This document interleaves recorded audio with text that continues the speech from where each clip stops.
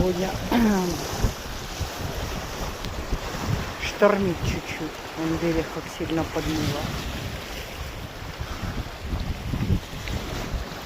Наслаждаемся звуками природы.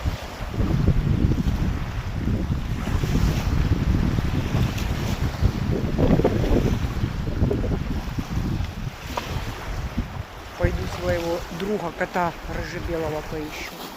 Вдруг получится найти, покормлю. Еду тут с собой взяла. Я пока не раздеваюсь, сегодня прохладно.